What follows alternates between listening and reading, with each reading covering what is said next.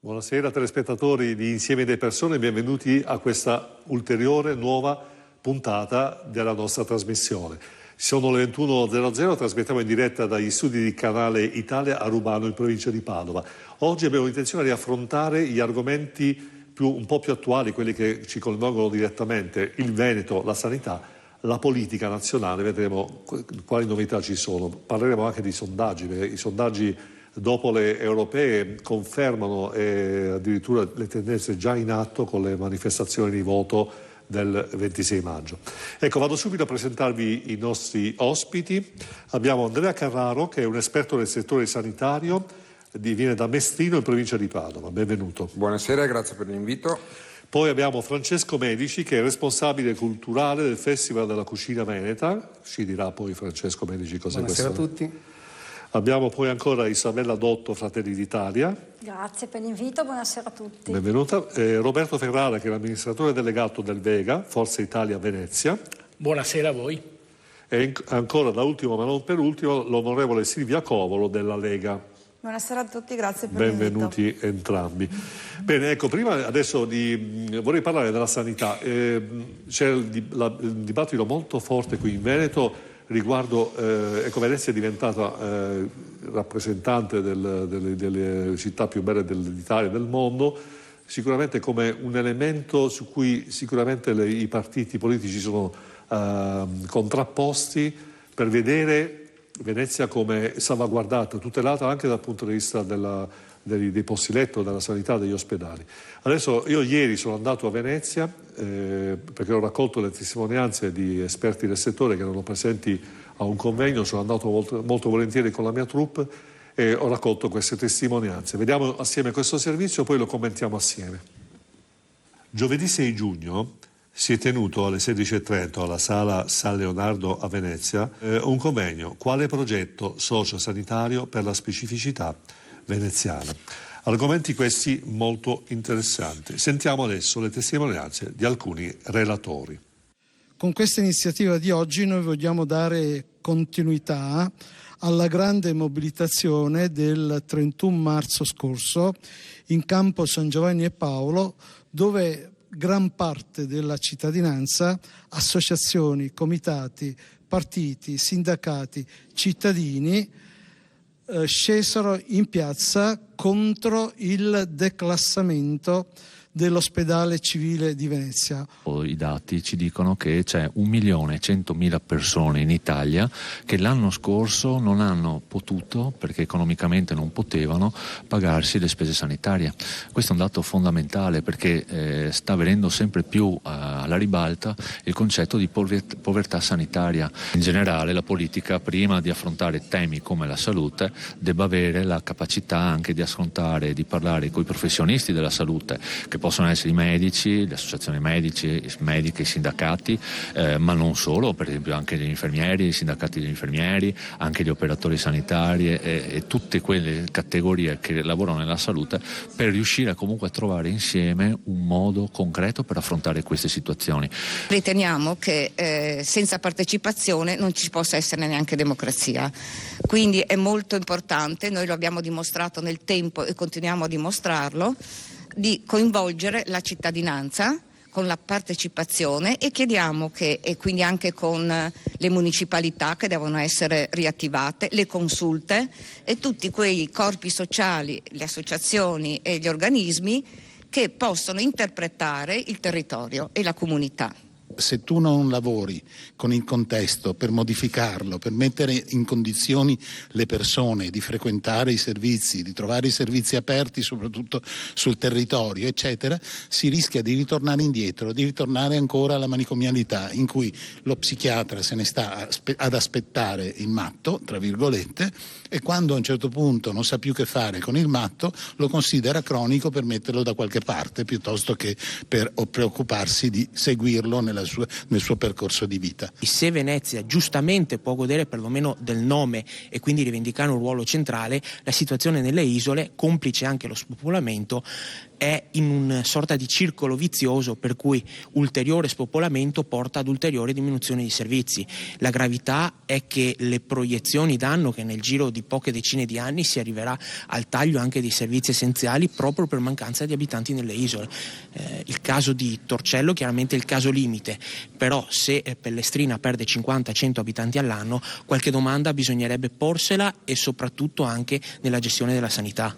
Uno dei problemi più grossi che sta vivendo la nostra sanità è proprio il numero di personale, secondo noi molto carente sia nell'area della dirigenza medica ma anche più in generale del comparto. Un personale che non è solo calato negli anni ma che ovviamente è anche più anziano.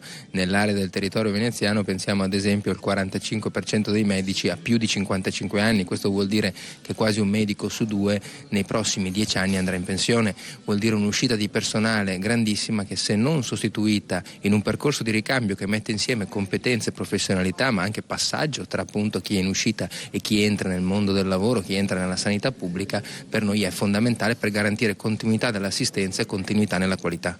Un tema, quello della sanità in Veneto, che ha destato molto interesse a causa dei tagli dei posti letto imposti dalla Regione. L'Italia, un paese che avrà entro qualche anno oltre il 50% della popolazione over 60, dovrebbe invece dedicare maggiore energia e maggiore interesse al welfare, non trascurando i lavoratori del settore sanitario, che, se gratificati professionalmente, potranno ben fare la loro parte da protagonisti nel loro ruolo così delicato. L'Italia, il Veneto, ha bisogno di una sanità di qualità. Questo a garanzia della nostra democrazia e del nostro futuro. Bene, abbiamo visto questo servizio che ho curato personalmente grazie anche al mio staff. Ecco, Carraro, lei che è un esperto del settore sanitario, la cosa che più mi ha sconvolto è stata la testimonianza del dottor Samueli, che saluto perché sono sicuro che ci sta guardando, che ha detto non ci sono i soldi, c'è gente che sta male e non c'è la possibilità di curarsi.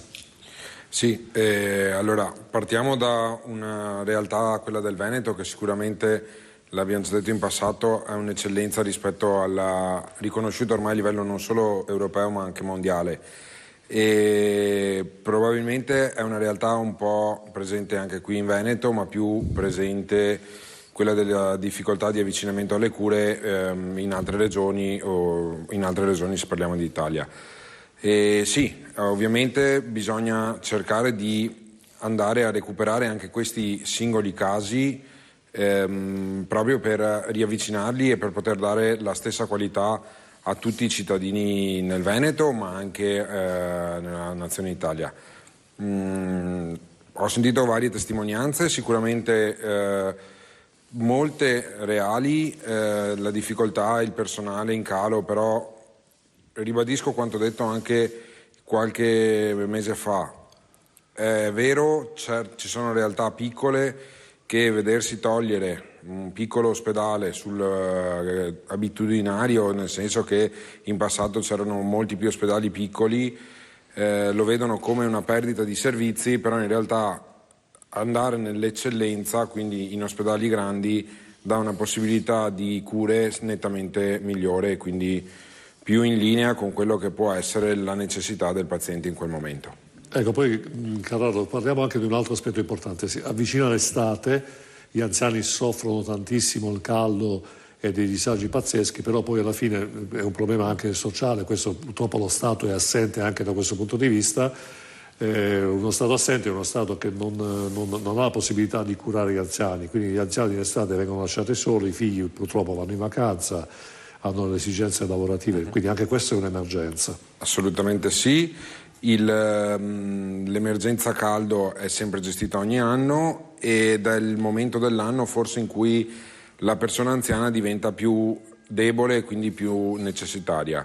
I figli vanno, come detto, in vacanza, il caldo debilita la persona e qui è veramente importante riuscire ad esserci presenti con una sanità pubblica, presenti con un'assistenza pubblica, con un'assistenza privata o un connubio delle due cose, perché l'anziano va tutelato a domicilio, va tutelato e portato magari fuori in punti di aggregazione, perché non è giusto che perché c'è il caldo debba restare chiuso in casa, ma va assistito e sicuramente curato con maggiore attenzione rispetto al periodo invernale o comunque alle mezze stagioni.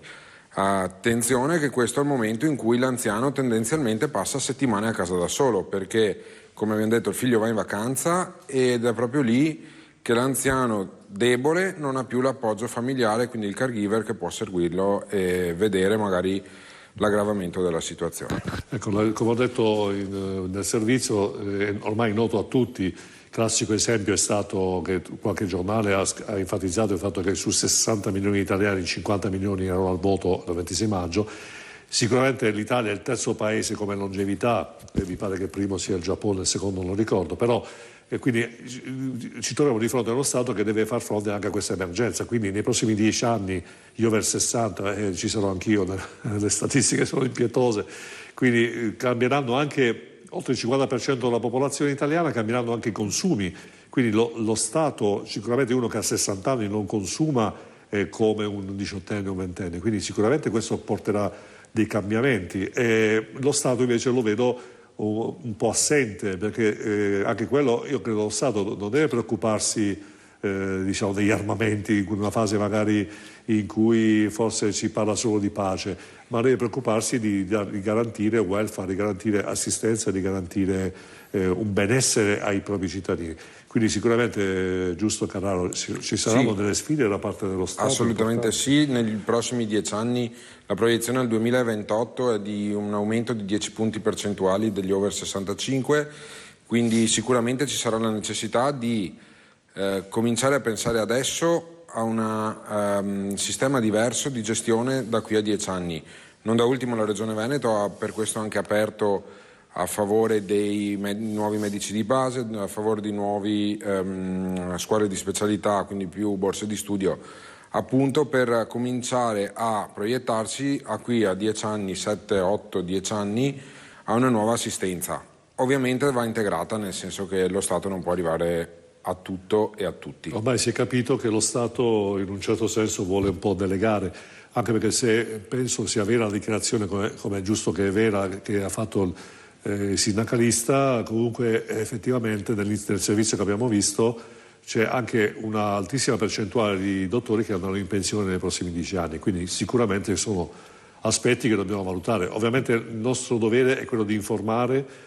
Lo scopo di questo servizio che ho fatto, e vi posso dire che andare a Venezia appositamente con una troupe è veramente impegnativo, però l'abbiamo fatto volentieri perché era giusto raccogliere questa testimonianza, è giusto mantenere il livello di attenzione alto su un tema che riguarda tutti, a prescindere dal partito a cui magari decidiamo di mettere la X ogni 3, 4 anni, 5 anni o chissà magari fra qualche mese, poi adesso lo cercheremo di capire, ma è importante essere coscienti e consapevoli di battersi anche per queste situazioni, perché comunque la salute, la sanità sono aspetti che devono essere di tutti e non riservati a soltanto quelli che se lo possono permettere economicamente. E credo che su questo argomento, e penso che i miei ospiti saranno d'accordo con me, è giusto fare una riflessione molto profonda.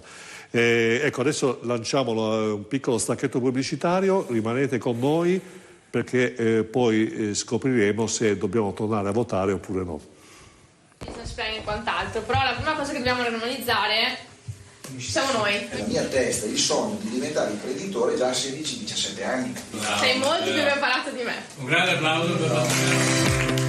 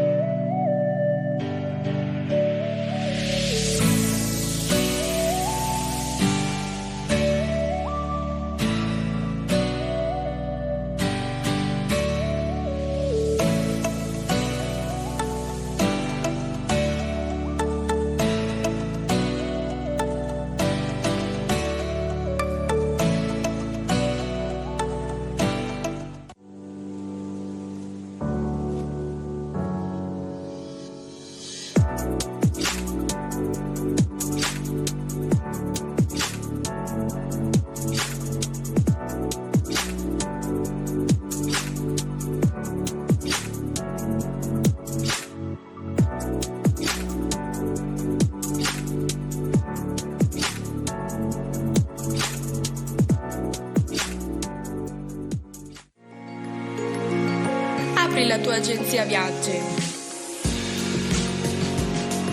Con il network Infovacanze sarai assolutamente indipendente, ma affiancato da un team di tutor e colleghi sempre disponibili.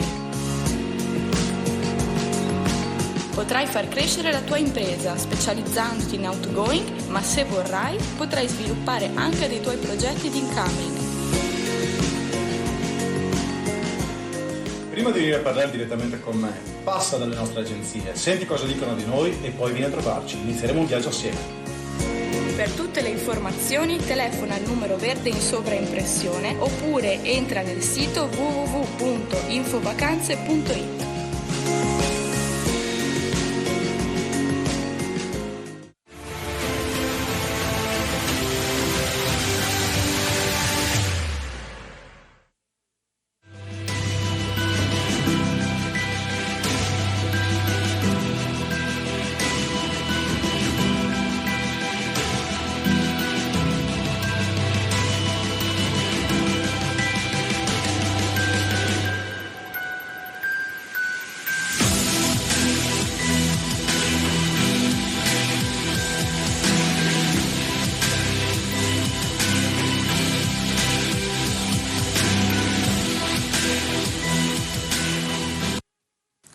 Bene, eccoci di nuovo in diretta, sono le 21:17. Ecco, abbiamo affrontato il tema della sanità, che è un problema che non riguarda solo il Veneto, come diceva appunto Carraro, sicuramente il Veneto è già un'eccellenza, ci sono tante persone che dal sud specialmente vengono al nord, il Veneto in particolare, giusto Carraro a operarsi e intervenire. Sì, confermo. Però ovviamente anche il Veneto deve fare un po' diciamo come dire, negoziare con lo Stato una situazione di riduzione dei costi. Sicuramente la tendenza in atto è quella del ridurre l'impegno da parte dello Stato nel welfare, quindi bisogna comunque fare questa riflessione. Passiamo di palla in frasca. Francesco Medici, che è responsabile culturale del Festival della Cucina Veneta. Ovviamente sappiamo che il suo coach è Paolo Karatossidis, famoso chef a livello internazionale, che saluto caldamente. Francesco, ci vuole un po' spiegare com'è la situazione, anzi spieghiamo ai nostri amici telespettatori com'è articolata questa iniziativa molto interessante. Sì, il festival procede spedito verso la meta, siamo a un mese dall'inizio dei lavori e siamo alle prove generali, alla rifinitura con gli show cooking, i laboratori e i convegni che seguirò personalmente. Tutto questo grazie a Paolo Karatossidis e a un team fortissimo che sta da mesi lavorando sull'organizzazione di questo festival, che vuole valorizzare e diffondere una cucina che ha una lunghissima tradizione e che poco ha goduto degli onori della critica enogastronomica. Saranno 3 giorni, il 5, 6 e 7 di luglio, saremo nella cornice di Villa Obizzi ad Albignasego e avremo importanti ospiti del mondo della politica, della scienza, dell'imprenditoria.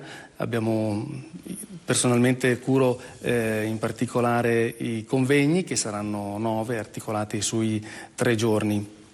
Devo dire che fin dall'inizio, quando abbiamo ideato questa iniziativa, abbiamo riscosso un notevole successo sia dalle istituzioni che dalle imprese che vogliamo portare sotto le luci della ribalta. Ci saranno rappresentazioni teatrali, ci saranno concerti e naturalmente questa serie di convegni che parleranno di internazionalizzazione, del valore del Made in Veneto, della cucina sostenibile e della cucina salubre.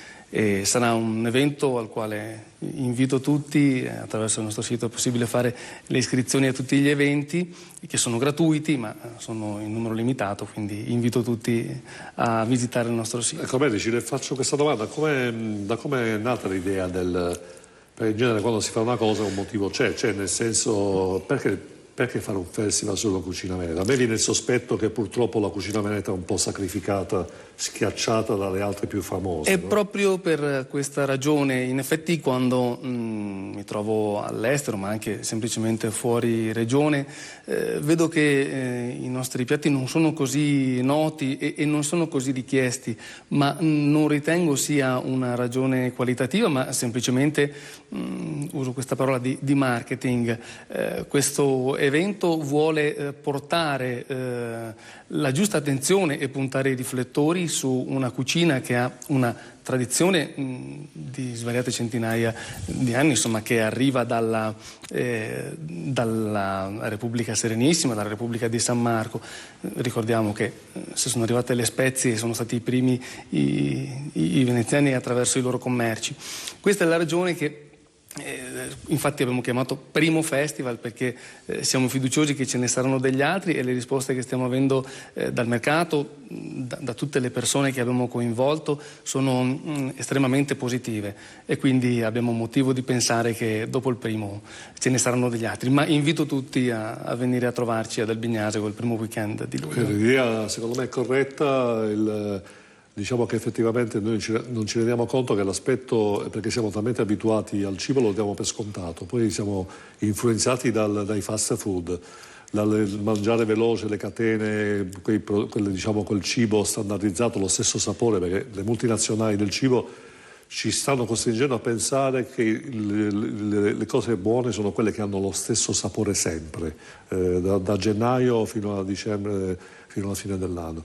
E invece è giusto riscoprire certe iniziative. Infatti con Paolo Corato-Siris noi siamo partner media di questa iniziativa. Faremo anche una trasmissione dedicata, la faremo in diretta proprio lì durante il festival, perché crediamo che l'aspetto identitario vada ricercato anche attraverso la cultura del cibo. È inutile cercare il cibo di un'altra regione se non conosciamo il nostro, se non conosciamo le nostre ricette. E poi c'è anche questo problema vero, Medici, lei sarà d'accordo con me, che c'è anche il rischio che certe ricette scompaiano, perché se non non ne fanno più, nessuno ne parla, nessuno le scrive, nessuno le attua, alla fine il rischio, cerchiamo le cose nuove e ci dimentichiamo di quelle vecchie. E in effetti uno dei convegni sarà proprio incentrato su questo, sul ritrovare questa identità e questo anche orgoglio veneto. Una delle fortune dell'Italia è l'identità regionale, perché ogni regione ha una propria caratterizzazione. Riteniamo che la nostra cucina, non soltanto, insomma, in questo caso specifico la cucina, abbia molto da imparare, ma nulla da invidiare a qualsiasi altra cucina, e vogliamo puntare i riflettori su questo. Fino ad ora ci sono tutte le basi per partire bene, staremo a vedere bene. l'evoluzione. Benissimo, mi fa piacere che ci siano imprenditori professionisti come il vostro gruppo che ha deciso di intraprendere questa strada, perché c'è bisogno di persone che facciano queste iniziative a tutela del Veneto. Ecco, onorevole Covolo, sotto l'ombrellone a Ferragosto devo pensare a come mettere la X sulla scheda elettorale, oppure posso fare una settimana tranquilla? Al momento non ho indicazioni in questo senso. Anzi, si è parlato di una tregua armata tra Salvini e Di Maio proprio in questi giorni, anche se mi consta che lunedì ci sarà un nuovo vertice di governo tra i due vice premier e il premier Conte. E io vi posso dire che successivamente alle elezioni europee ed amministrative c'è stato uno stallo dei lavori parlamentari, tanto che questa settimana ha continuato ad essere rinviata la mia commissione, la Commissione Finanza, che avrebbe dovuto lavorare sul decreto crescita. Siamo convocati in aula la prossima settimana per lo sblocco cantieri e a seguire sul decreto crescita sui quali verrà posta la fiducia. E anche il Corriere del Veneto mi ha chiamata questa mattina per chiedermi un parere su questa situazione. Io penso che abbia un senso proseguire questa alleanza con il Movimento 5 Stelle soltanto qualora i grillini dicano di sì a tutte le questioni che a noi stanno a cuore e che sono scritte nel contratto di governo, in primis l'autonomia del Veneto. Io sono rappresento questa regione, sono stata eletta, sono stata chiamata ad andare a Roma per questo motivo. Qualora non riesca a conseguire l'obiettivo che mi sono posta e per il quale gli elettori mi hanno dato fiducia, penso che sia giusto tornare a casa. Cioè, io penso che sia giusto ridare voce ai cittadini e tornare alle urne. Non è plausibile che il presidente Zaia nel 2020 torni alle elezioni regionali senza aver portato a casa l'autonomia. Questa è una mia idea, dobbiamo assolutamente arrivare alle elezioni regionali con l'autonomia del Veneto. C'è stato un referendum nel 2017, i cittadini si sono espressi in un modo ben preciso e noi parlamentari veneti siamo stati mandati a Roma per questa ragione e non accettiamo veti da parte dei 5 Stelle, da parte dei nostri alleati di governo. Io penso che abbia un senso continuare soltanto se c'è la volontà di condividere determinate tematiche e di lavorare su queste, Ferrara, altrimenti non ha nessun senso. Allora Ferrara, l'onorevole Covolo è stata abbastanza esplicita, io invece le faccio con lei una riflessione, facciamo finta di essere al bar, no? Fra noi, fra uomini si parla o di calcio o di politica, no? In questo caso io direi bene, l'onorevole Covolo ha detto l'autonomia a tutti i costi, però è anche vero che comunque Salvini ha fatto un patto col Sud e il Sud non vuole assolutamente l'autonomia. Quindi come secondo lei si orienterà Salvini in questa scelta dicotomica? O accontento il Veneto e scontento tutte le regioni del Sud che invece non vogliono autonomia, oppure il contrario, mantengono con lo status quo? Beh, io penso che Salvini debba raccontarla bene anche questa autonomia alle regioni del Sud, perché si vuol far passare questa cosa dell'autonomia come il fatto che il Nord si tenga i suoi soldi e lasci allo sbando tutto il resto del paese. Non è così. L'autonomia, e tra l'altro voglio ricordare anche in questa sede che il referendum che è stato fatto nasce da una proposta votata in regione che è stata di Forza Italia, e quindi figuriamoci se noi non siamo favorevoli a questa iniziativa. E diciamo che invece amministrandoci anche le nostre casse qui in Veneto si creano delle economie per cui si possono anche dare il riconoscimento, la solidarietà alle altre regioni, ma mantenendo salda l'economia del Veneto, come Lombardia. Ma io voglio anche distinguere tra Veneto e Lombardia, perché anche lo stesso risultato del referendum tra il Veneto e la Lombardia, dico orgogliosamente, noi veneti siamo riusciti ad andare abbondantemente al di là del quorum, e il modo di pensare dei veneti lo conosciamo tutti e quindi è giusto che ci venga data l'autonomia.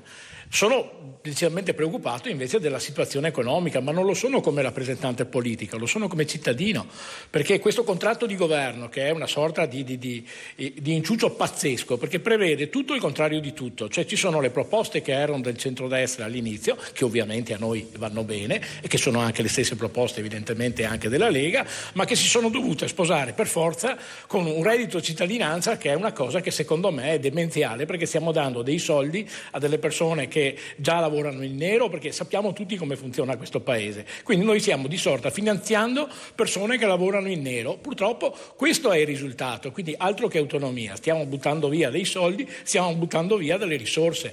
Allora, non si possono mettere insieme due programmi che vogliono tutto e il contrario di tutto. O c'è un programma che è quello di centrodestra, che è la flat tax vera, non quella che finta che è stata fatta fino adesso, ma la flat tax vera che rilancia l'economia, o c'è reddito di cittadinanza. Io voglio anche ricordare questo, ma proprio come termini numerici, che fino allora si è per non fare l'aumento dell'IVA, fino ai precedenti governi, il governo Renzi faceva fatica a trovare 8 miliardi per non far saltare l'IVA al 26,5%, che sarebbe una cosa pazzesca per le nostre imprese. Adesso abbiamo accumulato, per svalutare le clausole, dobbiamo avere 30 miliardi. Io mi domando veramente da qua alla fine dell'anno, se continua questa cosa, come riusciamo a fare la finanziaria.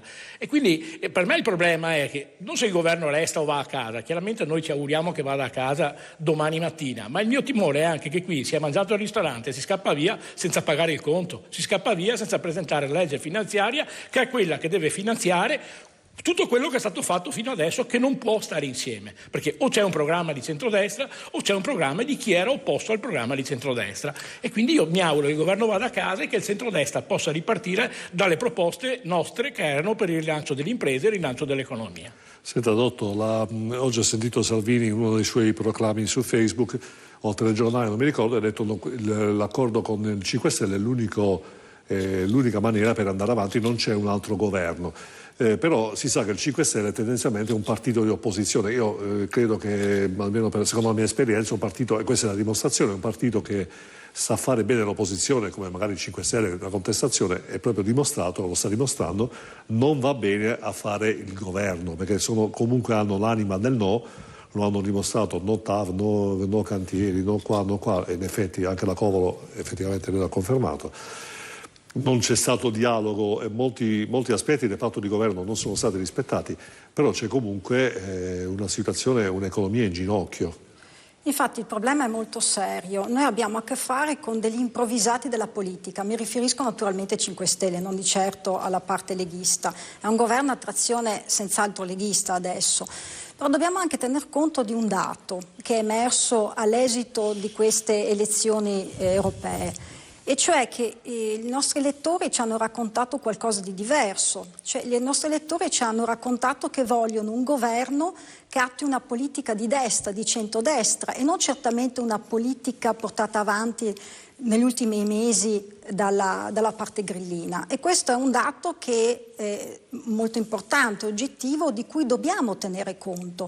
Io credo che Salvini sia assolutamente consapevole, naturalmente non lo può dire, mi è molto simpatico, ma è un grande furbacchione, perché lui è consapevole che questo governo non potrà andare avanti, non ci sono le condizioni, è un contratto, come si diceva poc'anzi, dicevano bene i colleghi poc'anzi, che si basa su un principio, no, del dare e avere. Tu dai qualcosa a me nel momento in cui tu riesci a garantire qualcosa a me.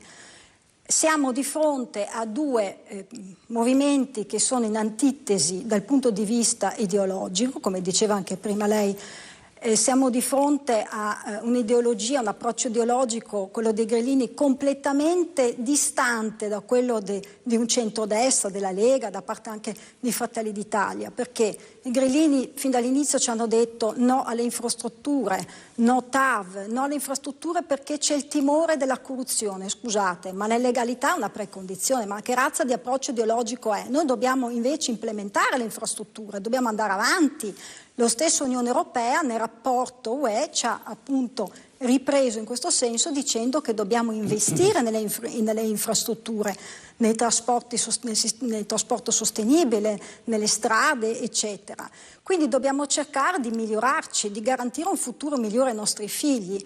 Quindi io credo, sono fermamente convinta, peccherò di arroganza o di quant'altro, ma sono lungimirante. Io credo che questo governo non andrà avanti. Io è la prima volta, e questo lo voglio dire pubblicamente, che auspico che questo governo vada a casa. Perché? Non per la Lega, ma perché purtroppo questo contratto non può funzionare e nella prova vivente quei pochi provvedimenti che hanno varato, il reddito di cittadinanza, se ne parlava prima, è un provvedimento che non è a favore di coloro i quali di bisognosi, coloro i quali ne hanno bisogno.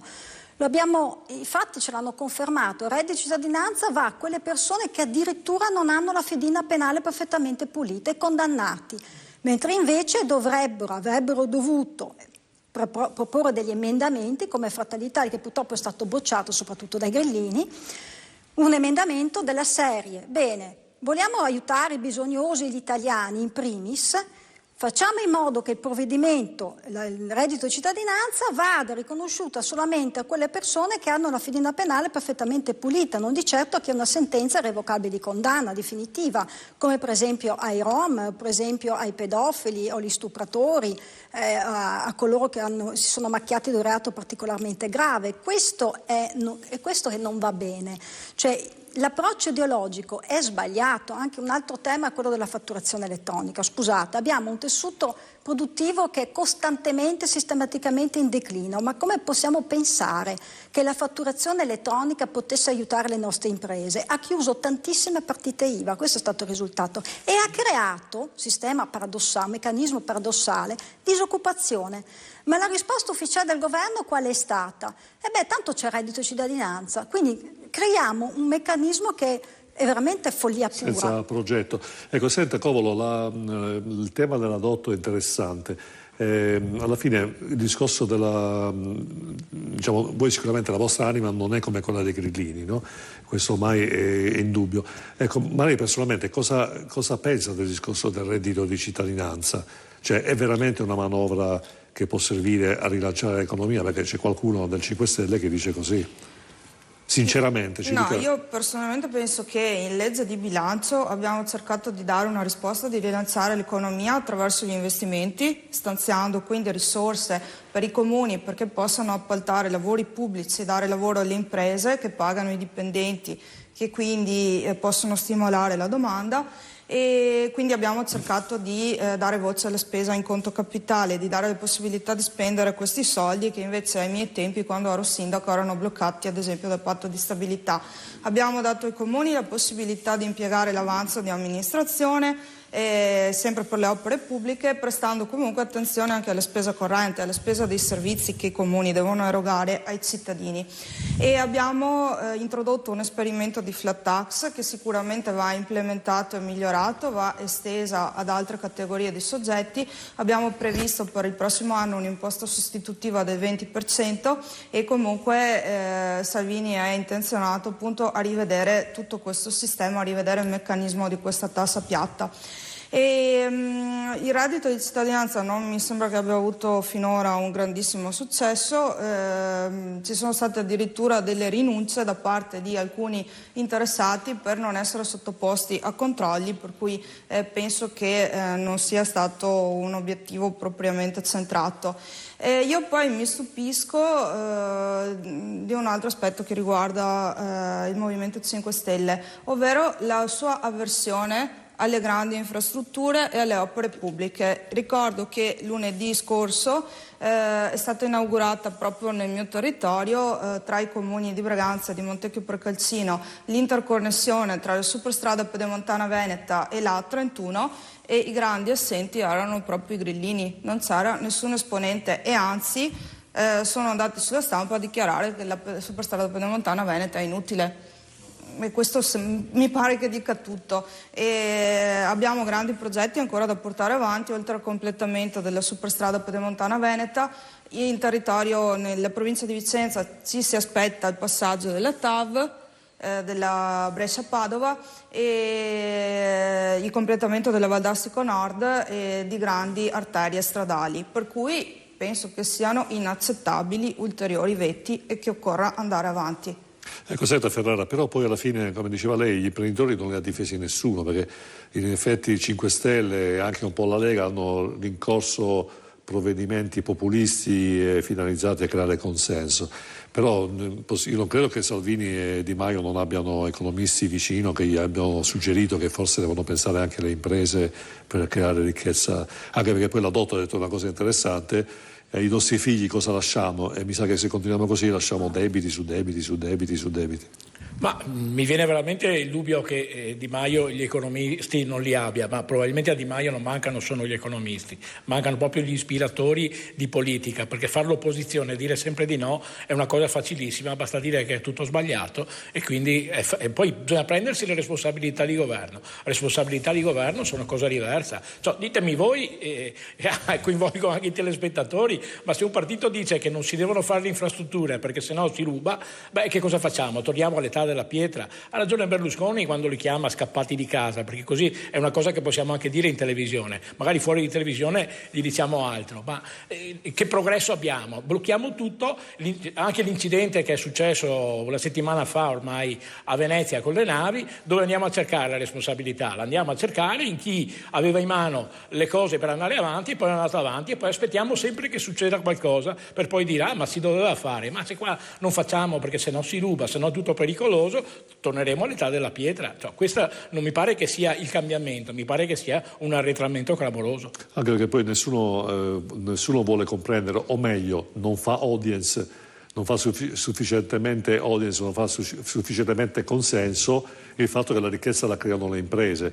Quindi se le imprese non vengono valorizzate, non creano posti di lavoro, non scende la disoccupazione e non si crea ricchezza per i nostri figli. Poi non ci meravigliamo, ci dobbiamo meravigliare, anzi, chissà, lo dico in senso metaforico, che poi i nostri figli vanno all'estero a lavorare. vanno all'estero a lavorare, però siccome vanno all'estero a lavorare perché non ce n'è, siamo costretti a importare, fra virgolette, passatemi il termine, manodopera in altri paesi. È un paradosso incredibile, anche perché poi purtroppo abbiamo insegnato ai nostri figli a voler fare tutti gli avvocati, commercialisti, gli ingegneri, e invece poi mancano le persone per fare i lavori più semplici. Dotto, però in effetti dai sondaggi recenti, gli ultimi che ho potuto leggere, anche ovviamente da fonti autorevoli, il Fratelli d'Italia supera nei sondaggi Forza Italia. Cos'è 7%, è un bel risultato oggi, Ci racconti un po' questa...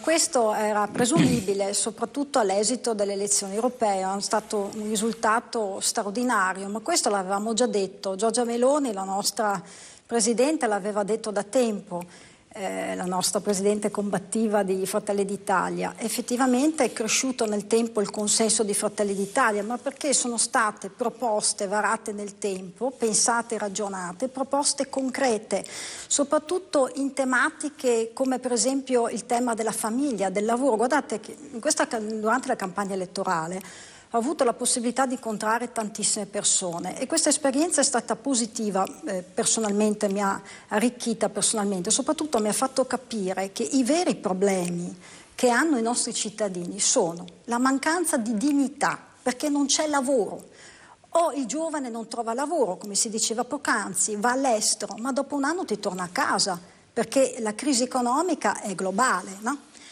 Secondo, la tutela alle famiglie. Le donne non sono tutelate, devono ancora oggi scegliere o se stare a casa e fare una famiglia, crearsi una famiglia, seguire i figli, perché magari non hanno le possibilità economiche di far seguire i figli da una babysitter, oppure non hanno la fortuna di avere dei genitori in gamba che possono ancora avere salute per mantenere i figli, per curarli, per seguirli, e non hanno la possibilità di scegliere quindi se anche poter lavorare, magari donne che si sono create con grandi sacrifici una carriera, che hanno sacrificato la loro esistenza e devono rinunciare o alla famiglia o alla carriera. Ma la politica in queste materie dov'è in questo settore? Nell'ambito della... Guardate che le tutele della famiglia non ci sono. Fratelli d'Italia ha fatto delle proposte concrete, tuteliamo le donne, tuteliamo i giovani, tuteliamo la famiglia, dobbiamo varare dei provvedimenti a loro favore, che peraltro lo stesso anche l'Unione Europea ci ha richiamati in tal senso, come dar torto alla Commissione Europea su questa tematica. Poi non c'è solo quello, ci sono anche tanti altri provvedimenti sul tema, dicevamo prima, anche del lavoro, che c'è una mancanza di dignità. E poi non pensiamo ai pensionati. Ci sono pensioni misere, cioè pensionati che non arrivano, hanno difficoltà di arrivare alla fine del mese, non hanno i soldi per curarsi, per comprarsi le medicine. Questi sono i problemi reali dei cittadini. Questo lo capisci però se li incontri i cittadini. Vede, io ho apprezzato l'onestà intellettuale dell'onorevole qui presente, Silvia Covolo. È una donna, a parte la sua capacità che ha dimostrato appunto in politica, ma una donna che fa attività politica nel territorio. Purtroppo c'è qualche deputato, e questa per me rappresenta una grande tristezza, che una volta che lascia il nostro territorio e viene candidato e viene inserito nel Parlamento, dimentica che c'è da fare anche attività politica nei nostri territori. La gente la devi incontrare, devi farti portatrice e portatore delle istanze della gente per poi portarli in Parlamento e varare di conseguenza dei provvedimenti. Questo ha fatto la Covolo è presente nei territori e questo deve fare il politico, il deputato di turno. Questo secondo me è politica fatta in maniera seria. E questo che manca nel nostro Paese, politici che prendano sul serio la loro missione, perché fare politica non è solo prendere uno stipendio alla fine del mese, cari miei, è anche una missione, una passione. Devi tutelare l'interesse della cosa pubblica, vuol dire dare risposte ai nostri cittadini. La gente, cari miei, ha la fame, l'economia non va, la crescita è bloccata. Non occorre che ce lo dica la Commissione Europea, lo vediamo, basta andare in giro, far campagna elettorale per capirlo. Nel momento in cui tu incontri le persone ti dicono: ma scusate, ma voi politici cosa fate? Le pensioni non le aumentano, e senza pensare ai disabili. Mi è rimasto impresso, un giorno ho incontrato un genitore con un disabile che mi viene vicino e mi dice: ma per mio figlio che cosa fate? Mio figlio non ha aiuti, non so dove andare. Ma ci rendiamo conto, questi sono i problemi reali della gente, ma la politica, poca politica responsabile ne parla e affronta problematiche vere che sono all'ordine del giorno, del quotidiano. E purtroppo molti politici disattendano le reali esigenze dei cittadini, questo è un dramma. Diciamo che l'aria di Roma fa male, quindi non è molto salutare. Non per tutti, bisogna dire la verità. Abbiamo qui presente l'onorevole, per esempio, che è una persona molto presente al territorio. C'è qualche deputato che è silente, che non è presente nel territorio. Ferrara, però questo tappeto rosso che la Dotto ha steso verso la Covolo mi fa pensare che qua c'era una voglia di matrimonio fra Lega e Fratelli d'Italia, no? Quindi senza Forza Italia, via, non c'è bisogno. Io penso che comunque ci sia bisogno anche di Forza Italia. Ricordo che il centrodestra, così anche come è emerso dalle ultime elezioni europee, è sopra il 50% in Italia, quindi vuol dire che le proposte di centrodestra poi sono quelle determinanti, quelle che il Paese vuole. Poi ci sono momenti e momenti, ci sono stati momenti in cui Forza Italia era all'apice, momenti in cui la Lega era in difficoltà, poi tutto passa, ma l'importante è che le proposte comuni che noi facciamo come centrodestra, su questo ci ritroviamo completamente d'accordo. Io non trovo che escludere una forza moderata come Forza Italia sia una grande novità, una grande opportunità, perché ovviamente si tornerebbe, invece che il 50, si tornerebbe al 40, facciamo le elezioni, poi invece del 40 fai il 39,9, ti manca la maggioranza in Parlamento, devi andare a chiedere l'aiuto come è stato fatto adesso dei grillini. No, facciamola con Forza Italia, la pensiamo allo stesso modo, ragioniamo per le imprese allo stesso modo, perché senza le imprese non ci sono neanche i dipendenti delle imprese, siamo al 50%, aspettiamo il momento buono per poter rilanciare l'Italia come centrodestra unito. Senta Ferrara, ma come mai c'è stato questo calo da parte del suo partito, che poi non è stato un calo improvviso ma è un po' progressivo, anche fuoriuscita da parte di alcuni componenti che sono andati in altri partiti? Sì, questo delle fuoriuscite progressive è una cosa che a me personalmente non piace, nel senso che uno prende il vento e si sposta a seconda di quella che è la convinzione, della convinzione del momento ovviamente. Ovviamente noi in questo momento siamo in difficoltà, d'altra parte se nel centrodestra vi sono altrettante proposte valide che vengono ben spiegate, come quelle di Fratelli d'Italia piuttosto che quelle della Lega. La Lega sta andando molto bene, ovviamente attrae dei voti all'interno del centrodestra e quindi questo tende a svuotare un po' Forza Italia. Però ripeto, quando arriveremo al redde rationem della finanziaria di chi la presenterà, credo che le persone riflessive che abbiamo faranno un'analisi e capiranno che comunque c'è bisogno anche di Forza Italia per il rilancio di tutto il centrodestra. D'altra parte ricordo che come centrodestra stiamo praticamente vincendo in tutte le regioni d'Italia, dal nord al sud, da qualche parte prende più la Lega, da qualche parte prende più Forza Italia, da qualche parte più Fratelli d'Italia. L'importante è che comunque il programma sia comune e questo programma ha convinto talmente gli elettori che il centrodestra è sopra il 50% e governa praticamente in quasi tutte le regioni d'Italia. Bene, allora adesso lanciamo un piccolo stacchetto pubblicitario e poi torneremo con le ultime. Business plan e quant'altro, però la prima cosa che dobbiamo normalizzare siamo noi. Nella mia testa il sogno di diventare imprenditore già a 16-17 anni. Bravo. Sei molto più preparato di me. Un grande applauso per la...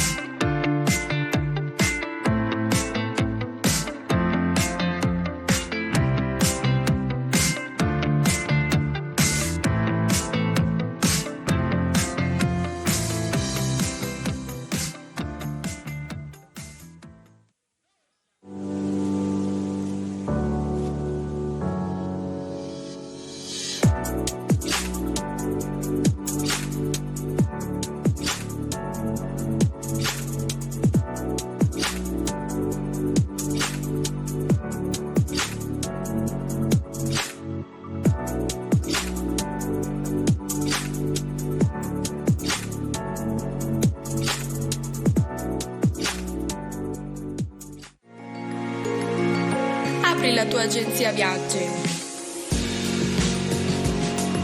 Con il network Infovacanze sarai assolutamente indipendente, ma affiancato da un team di tutor e colleghi sempre disponibili.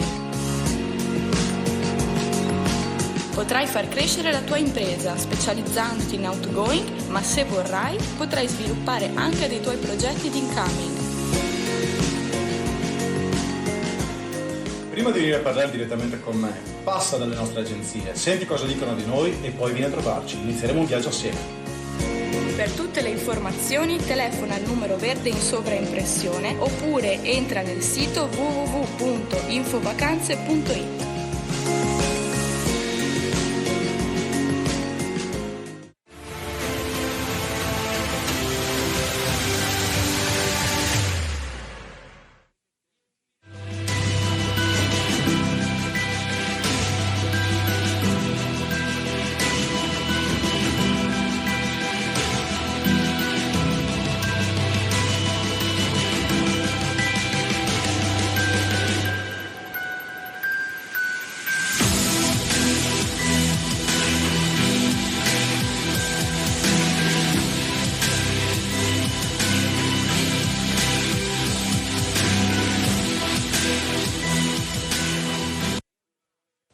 Eccoci di nuovo in diretta, sono le 21:51. Ringraziamo il nostro main sponsor Exo01, l'agenzia di comunicazione che si occupa di interpretare le esigenze delle imprese e degli imprenditori, analizzarle in fondo e dopo trasformarle in mezzi di comunicazione.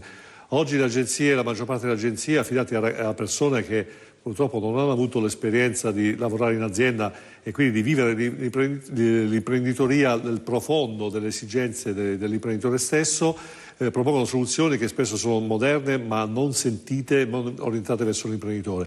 La struttura di Exo invece è tutta orientata verso l'imprenditore, cercare di interpretare le esigenze e dopo trasformarle in mezzi di comunicazione, TV, editoria, social e video emozionali. Siamo a Mirano, in provincia di Venezia. Bene, ringraziamo ancora Exo01. Carraro, ha detto la Dotto una cosa molto interessante. Dovremmo fare più campagne politiche, perché i politici finalmente si riavvicinano alla popolazione e la popolazione finalmente ha la possibilità di dire quello che pensa e di raccontare i disagi. E ci sono delle anomalie, cioè tipo andiamo ad andare al reddito di cittadinanza, andiamo a ordinare aerei miliardari e poi non riusciamo a dare un minimo di pensione a chi ha disabili a casa e ha delle esigenze familiari specifiche. Non è un paradosso? Assolutamente sì, e bisogna ritornare al cittadino, non in futuro ma già dal presente. Matteo Salvini lo sta facendo come molti altri. Bisogna essere nel territorio per conoscere realmente cosa chiede la gente, a contatto diretto, non come è stato detto prima lontano da Roma e ad ascoltare cosa dice la Comunità Europea, ma a contatto delle persone nelle piazze, perché è lì che scopriamo cosa vuole il ragazzo da 16 anni, cosa vuole il lavoratore medio dai 25 ai 60 ormai, se non di più, e cosa vuole invece, di cosa ha bisogno l'anziano a casa da solo, l'anziano che per periodo lavorativo allungato del figlio non riesce magari ad arrivare ai servizi, e solo a contatto diretto con il cittadino sulla piazza, sui punti di aggregazione e dentro casa del cittadino riusciamo ad avere queste risposte. Quindi bisogna aumentare la sensibilità da parte dei politici, però se i politici non scendono in piazza, non vanno a contatto con le persone, credo che ci sia questo muro di incomunicabilità e bisogna rompere le barriere, c'è poco da fare. Va premiato chi lo fa. Non ho capito. Va premiato chi lo fa. Certo, assolutamente, favorire questa cosa. Bene, siccome siamo in chiusura, Medici ci vuole dire ricordare le date dell'evento del Festival della Politica, della cucina. Era il tema della serata. 5, 6 e 7 luglio, il primo weekend di luglio ad Albignase con Villa Ovizi e nella adiacente piazza. Benissimo, quindi allora tutti quanti avremo ancora esponenti del Festival della Cucina nelle prossime puntate, quindi comunque l'evento è molto importante per la tenuta dell'arte culinaria veneta, che ripeto deve essere più diffusa, ci sono tante cose che sicuramente incuriosiranno, quindi diciamo che non è una sagra così, ecco, diciamolo, mettiamolo in evidenza. No, assolutamente, diciamo abbiamo una previsione di svariate migliaia di persone come ospiti, come visitatori, e sarà sicuramente un importante appuntamento per far sì che la cucina veneta sia, occupi il posto che merita tra le cucine, tra le grandi cucine. Benissimo. Senta, Dottor, in effetti le do atto che secondo il mio punto di vista, almeno da osservatore esterno, sicuramente Fratelli d'Italia è stato l'unico partito paradossalmente che si è occupato del sociale, cioè alla fine Salvini e Di Maio erano un po' orientati su altri aspetti. Gli unici che veramente hanno messo in evidenza la dignità del lavoro, il problema della gente comune siete stati voi. Non è un po' un paradosso questo? Ma guardi, se si unissero assieme, secondo me farebbero tutto, darebbero tutte queste risposte, molto semplice. Basta che ci sia questa alleanza tra Fratelli d'Italia e la Lega, molto semplice. Se attuiamo queste politiche di centrodestra, le risposte ai cittadini le daremo. D'altra parte ce l'hanno chiesto i cittadini con l'ultima tornata elettorale. Quindi niente Forza Italia, quindi. Anche Forza Italia se sa dove voler andare, ovviamente. Ma quindi Ferrara, forse Berlusconi è una persona che, fra virgolette, dicendo le cose anche direttamente, può apparire un po' scomoda in questa ipotetica futura alleanza?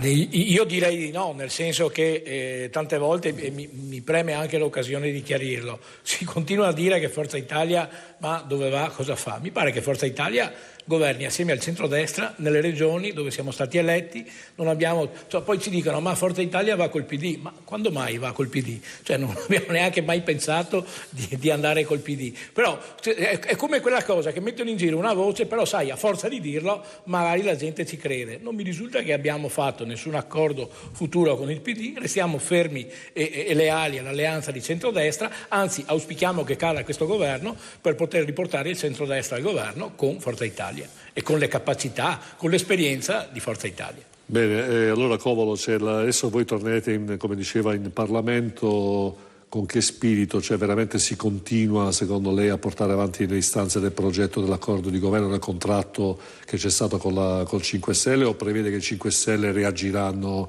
in una maniera un po', cioè come hanno sempre fatto, no? Beh, sicuramente siamo pronti a tornare a lavorare sui due provvedimenti che vi ho citato prima e che sono lo sblocca cantieri e il decreto crescita, su cui abbiamo già trovato una convergenza, e sulle ulteriori tematiche penso che sia necessario un chiarimento al vertice del governo, e ritengo comunque che, come è stato detto poc'anzi anche dai colleghi, la situazione economica sia preoccupante e che richieda delle risposte ben precise. Se occorre tornare al voto, occorrerà farlo entro settembre, ovvero per avere il tempo necessario per studiare una nuova manovra di bilancio che va approvata entro fine anno. E colgo l'occasione per ringraziare la collega Dotto per la stima che ha espresso nei miei confronti. Anch'io ne nutro nei suoi, è assessore in Comune di Vicenza, per cui ci troviamo spesso nel territorio. Allora, veniamo tutte e due dall'esperienza del Comune. Ci sono le premesse allora per un patto di governo importante. Io penso che comunque abbiamo vinto anche le elezioni amministrative in molti comuni grazie alla sinergia con Fratelli d'Italia e Forza Italia. Cito il caso di Bassano del Grappa, dove Elena Pavan ha vinto sia per la sua presenza nel territorio, perché effettivamente ha dimostrato di essere tra i cittadini e di sapere dialogare con loro, sia perché sostenuta dalle forze politiche di centrodestra unite. È quello che diceva Ferrara prima, giusto? Cioè, in effetti il centrodestra vince chi sa stare con i cittadini e chi sa stare nel territorio.